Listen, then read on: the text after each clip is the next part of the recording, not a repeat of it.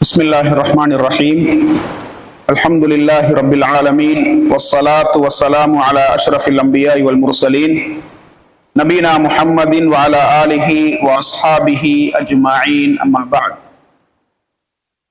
அன்புள்ள இஸ்லாமிய சகோதரர்களே, நாம் எமது வாராந்த ஹதீஸ் விளக்க வகுப்பில் புலூகுல் மராம் என்ற கிதாபின் கிதாபுல் ஜாமி என்ற பிரதான தலைப்பின் துணை தலைப்புகளின் கீழ் வரக்கூடிய ஹதீஸ்களை தொடராக பார்த்து வருகின்றோம். அந்த வகையில் பாபு தர்கீபி ஃபி மக்ராரிமில் அஹ்லாக், நட்பண்புகளை ஆர்வமூட்டல் என்னும் தலைப்பின் கீழ் வரக்கூடிய 16வது ஹதீஸை இன்றைய வகுப்பில் நாம் பார்க்க இருக்கின்றோம். عن أبي هريرة رضي الله عنه أنه قال قال رسول الله صلى الله عليه وسلم إنكم لا تسعون الناس بأموالكم ولكن ليسعهم منكم بسط الوجه وحسن الخلق أخرجه أبو يعلى وصححه الحاكم. அபூ ஹுரைரா ரலியல்லாஹு அன்ஹு அவர்கள் அறிவிக்கின்றார்கள், ரசூலுல்லாஹி ஸல்லல்லாஹு அலைஹி வஸல்லம் அவர்கள் கூறியதாக, இன்னக்கும் லா தஸஊன الناس بأموالكم, நிச்சயமாக நீங்கள் உங்களுடைய பணத்தை கொண்டு மக்களை கவர்ந்து அவர்களை உங்களின் பால் ஈர்க்க முடியாது. வலாக்கின் என்றாலும் லியஸஅஹும் மின்கும் பஸ்துல் வஜ்ஹி வ ஹுஸ்னுல் குலுக், உங்களுடைய மலர்ந்த முகமும் இன்முகமும் அழகான பண்பும் அவர்களை கவரட்டும் என்று ரசூலுல்லாஹி ஸல்லல்லாஹு அலைஹி வஸல்லம் அவர்கள் கூறினார்கள். இந்த ஹதீஸ் அபூ யஅலாவிலே பதிவு செய்யப்பட்டிருக்கின்றது. அதே போன்று இந்த ஹதீஸை இமாம் ஹாக்கிம் ரஹ்மத்துல்லாஹி அவர்கள் ஸஹீஹ் என கூறியிருக்கின்றார்கள். இந்த ஹதீஸை பொறுத்தவரைக்கும் அபூ ஹுரைரா ரலியல்லாஹு அன்ஹு அவர்களினால் அறிவிக்கப்படக்கூடிய ஹதீஸ். ஏற்கனவே பல தடவைகள் நாங்கள் அந்த சஹாபியை பற்றி பார்த்திருக்கின்றோம். அதாவது இஸ்லாமிய சமூகத்திற்கு மிக கூடுதலான ஹதீஸ்களை அறிவித்திருக்கக்கூடிய மிகச் சிறந்ததோர் நபி தோழர் 5374 அறிவிப்புகளை அவர்கள் அறிவித்திருக்கின்றார்கள். அதே போன்று அவர்கள் இபாதத்தில் பேணுதலான ஒருவராகவும் வணக்க வழிபாடுகளிலும் பண்பாடுகளிலும் ஹதீஸ்களை நடைமுறைப்படுத்துகின்ற விடயத்திலும் அல் குர்ஆனோடு உறவை பேணுகின்ற விடயத்திலும் ஒரு பேணுதலான சஹாபியாக காணப்பட்டார்கள் என்பதை நாங்கள் ஏற்கனவே பார்த்தோம். அவர்கள் நபி அவர்களோடு 4 வருடங்கள் தோழமை கொண்டார்கள். நபிகளாருடைய மரணத்திற்கு பின்னால் 47 வருடங்கள் ஒரு இஸ்லாமிய அழைப்பாளராக அல் குர்ஆனை கற்றுக் கொடுக்கக்கூடிய ஒருவராக, அதே போன்று மக்களுக்கு தீர்ப்பு செய்யக்கூடிய ஒருவராக அவர்கள் வாழ்ந்தார்கள் என்பதை நாங்கள் பார்த்தோம். அவர்கள் ஹிஜ்ரி 57ஆம் ஆண்டு தன்னுடைய 78வது வயதில் மதீனாவிலே மரணித்தார்கள். அந்த சஹாபிதான் இந்த ஹதீஸை அறிவிக்கின்றார்கள். அன்புள்ள சகோதரர்களே, இந்த ஹதீஸ் அல் பஸார் என்ற கிரந்தத்திலும் பதிவு செய்யப்பட்டிருக்கின்றது. அதே போன்று முஸ்தத்ரக்குல் ஹாக்கிம் என்ற கிரந்தத்திலும் பதிவு செய்யப்பட்டிருக்கின்றது. இந்த ஹதீஸை இமாம் ஹாக்கிம் ரஹ்மத்துல்லாஹி அவர்கள் சஹீஹான ஹதீஸ் என்று கூறியிருக்கின்றார்கள். அதே போன்று இமாம் 21ஆம் நூற்றாண்டின் ஹதீஸ்களை அறிஞர் முஹம்மது நாசருத்தீன் அல் அல்பானி ரஹ்மத்துல்லாஹி அவர்கள் இது ஒரு ஹசனான ஹதீஸ் என்று கூறியிருக்கின்றார்கள். அன்புள்ள சகோதரர்களே, இந்த ஹதீஸிலே ரசூலுல்லாஹி ஸல்லல்லாஹு அலைஹி அவர்கள் சொல்லக்கூடிய வார்த்தை என்னவென்றால், இன்னக்கும் லா தஸஊன الناس بأموالكم, நிச்சயமாக நீங்கள் உங்களுடைய பணத்தை கொண்டு பொருளாதாரத்தை கொண்டு மக்களை கவர முடியாது.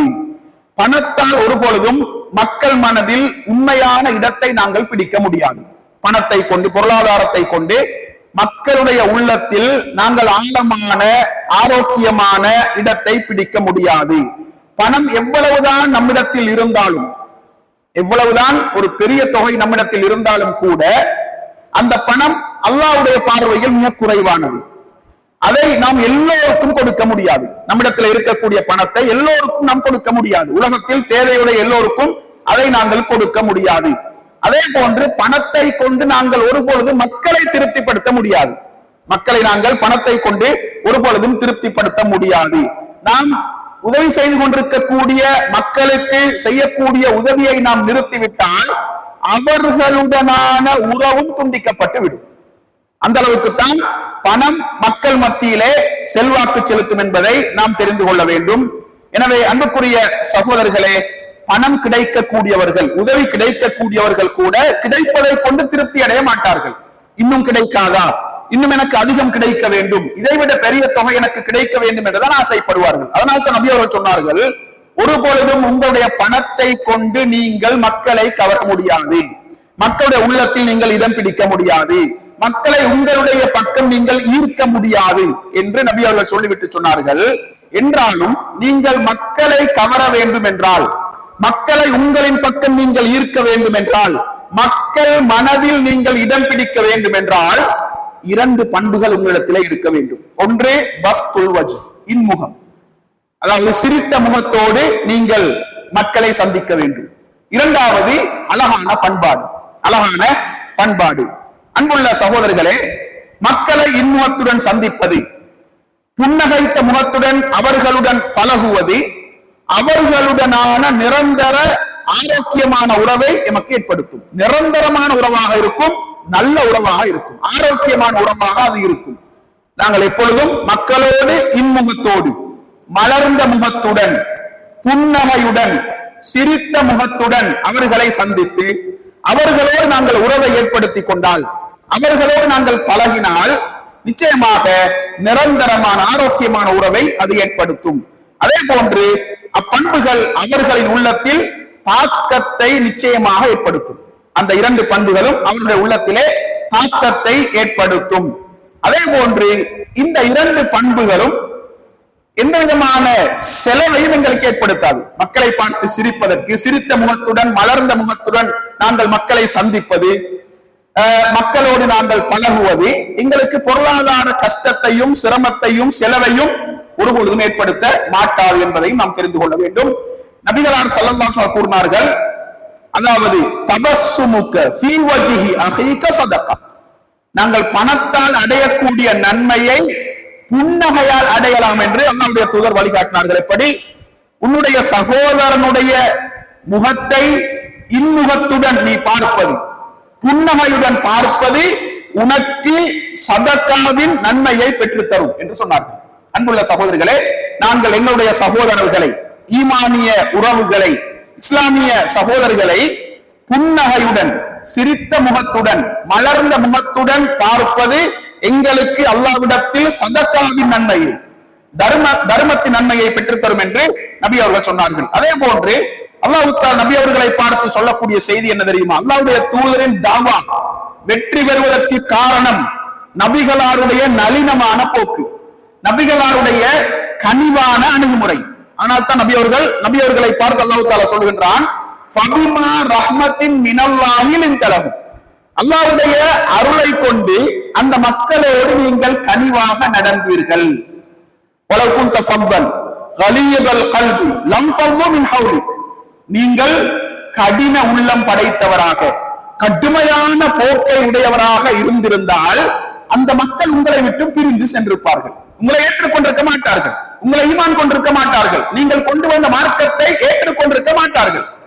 எனவே அந்த மக்கள் உங்களோடு இருந்தார்கள் என்றால், உங்களை விசுவாசித்தார்கள் என்றால், நீங்கள் கொண்டு வந்த மார்க்கத்தை ஏற்றுக்கொண்டார்கள் என்றால் அதற்கு காரணம் அல்லாஹ்வுடைய அருளை கொண்டு, அல்லாஹ்வுடைய ரஹமத்தை கொண்டு நீங்கள் அவர்களோடு நளினமான முறையிலே, கனிவான முறையிலே நடந்தீர்கள் என்பதைத்தான் அல்லாஹ் தஆலா இந்த வசனத்திலே சொல்லி காட்டுகின்றான். அன்புள்ள சகோதரர்களே, நபி அவர்கள் எல்லோரையும் இன்முகத்துடனேயே சந்திப்பார்கள். அதில் ஏழை பணக்காரன், வெள்ளையர் கருப்பர், சிறியவர் பெரியவர் என்ற எந்த வேறுபாடையும் நபி அவர்கள் காட்டவில்லை.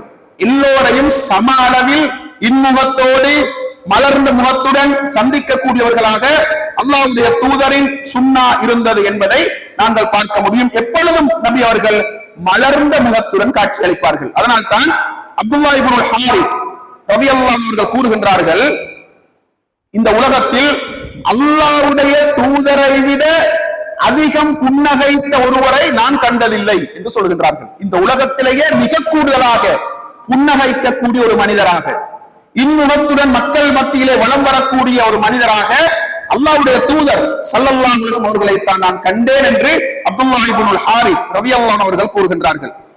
இன்று நாங்கள் பார்க்கின்றோம், சில மனிதர்கள் கடுகடுத்த முகத்துடன் காட்சியளிப்பார்கள். அவர்கள் நினைக்கின்றார்கள், நான் எல்லோரை பார்த்து சிரித்தால், எல்லோரையும் பார்த்து சிரித்தால், எல்லோரையும் புன்னகையோடு நான் சந்தித்தால் அது என்னுடைய அந்தஸ்தை குறைத்து விடும் என்று தப்பு கணக்கு போடுகின்றார்கள். அன்புள்ள சகோதரர்களே, இது மக்களுக்கு மத்தியில் ஒரு வெறுப்பை ஏற்படுத்தும். அவரை பற்றிய தவறான புரிதலை நிச்சயமாக அது ஏற்படுத்தும் என்பதை நாம் தெரிந்து கொள்ள வேண்டும். அல்லாஹ்வுடைய தூதரை விட இஸ்லாத்தின் கண்ணோட்டத்தில் அந்தஸ்து கூடிய ஒருவரை உலகத்தில் நாங்கள் வேறு எவரையும் காண முடியாது. அல்லாஹ்வுடைய தூதர் எப்படி நடந்து கொண்டார்கள், எப்படி சஹாபாக்களை சந்தித்தார்கள், சஹாபாக்களுக்கு மத்தியில் புன்னகைத்த முகத்துடன் எப்படி வலம் வந்தார் என்பதை நாங்கள் பார்க்கின்ற பொழுது ஜரீர் இப்னு அப்துல்லாஹ் ரலியல்லாஹு அன்ஹு அவர்கள் கூறுகின்றார்கள், அதாவது மா ஹஜபனி ரசூலுல்லாஹி ஸல்லல்லாஹு அலைஹி வஸல்லம் முந்து அஸ்லம்து வலா ரஆனி இல்லா தபஸ்ஸம ஃபி வஜ்ஹி. அதாவது நான் இஸ்லாத்தை ஏற்றுக்கொண்டது முதல் நபி அவர்கள் என்னை தடுக்கவில்லை. நான் நபி அவர்களை சந்திக்க வேண்டும் என்று விரும்பினால், நபிகளாரிடத்தில் செல்ல வேண்டும் என்று அனுமதி கேட்டால் என்னை நபி அவர்கள் தடுக்கவில்லை. எப்பொழுதும் எனக்கு அனுமதி தருவார்கள், எப்பொழுதும் என்னை அரவணைப்பார்கள், எப்பொழுதும் என்னை சந்திப்பார்கள். அதே போன்று என்னை எப்பொழுதெல்லாம் நபி அவர்கள் பார்த்தார்களோ அந்த நேரத்தில் புன்னகையோடு தான் பார்த்தார்கள். புன்னகைக்காத முகத்தோடு ஒரு பொழுதும் அல்லாஹ்வுடைய தூதர் என்னை பார்க்கவில்லை, நான் அவர்களை பார்க்கவில்லை என்று சொல்லக்கூடிய அளவுக்கு எப்பொழுதும் புன்னகைத்த முகத்துடன் இன்முகத்துடன் மக்களை சந்திக்கக்கூடியவர்களாக அல்லாஹ்வுடைய தூதர் இருந்தார் என்பதை நாங்கள் பார்க்க முடியும்.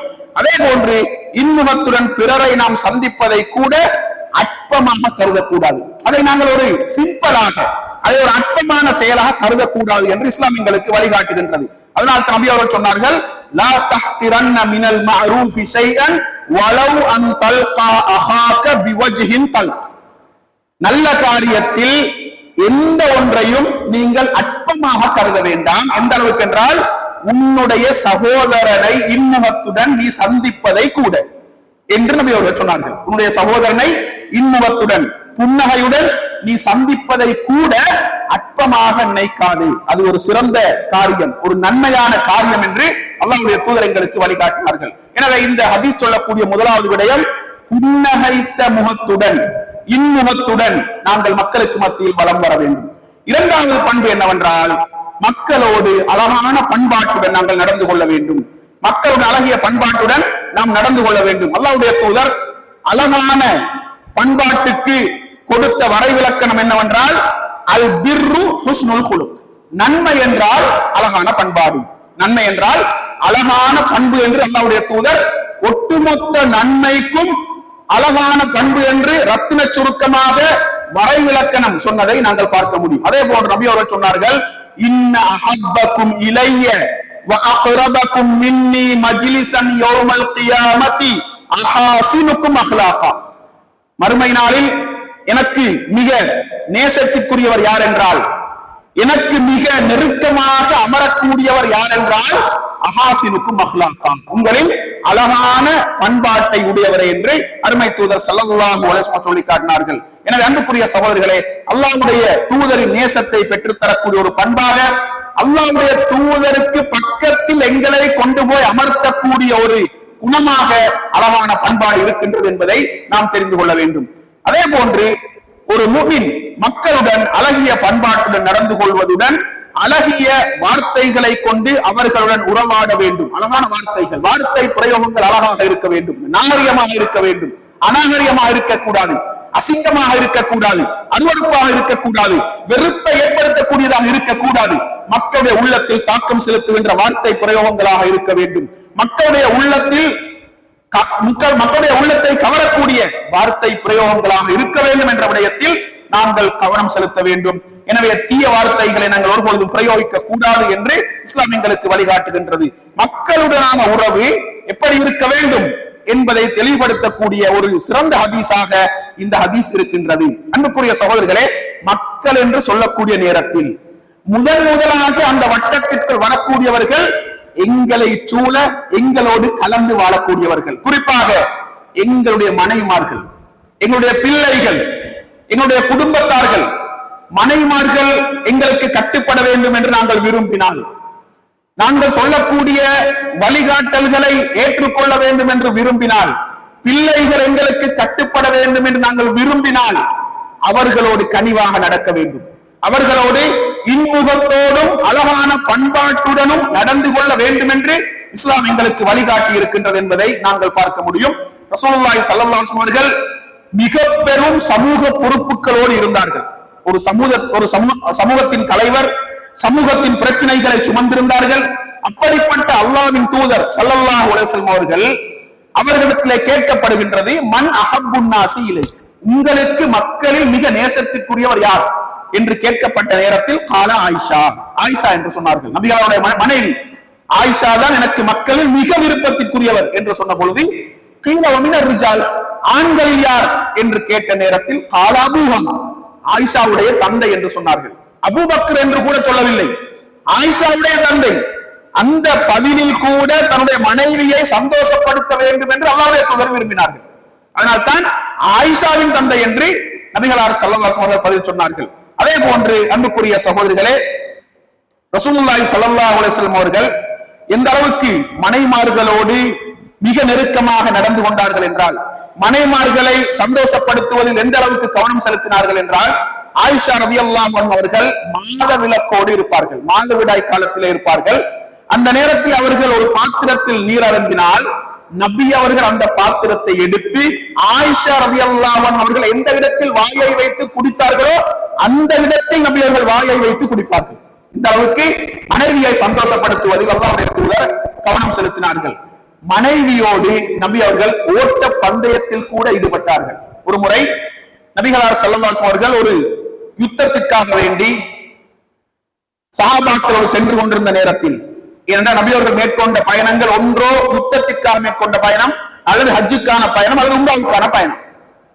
எனவே யுத்தத்திற்காக வேண்டி சஹாபாக்களோடு சென்று கொண்டிருந்த நேரத்தில் சஹாபாக்களை பார்த்து சொன்னார்கள், தகத்தமு, நீங்கள் கொஞ்சம் முன்னோக்கி நாருங்கள் என்று சொல்லிவிட்டு நபி அவர்கள் ஆயிஷா நாயகி மாத்திரம் இருக்கின்றார்கள். ஆயிஷா நாயகி பார்த்து சொல்கின்றார்கள்,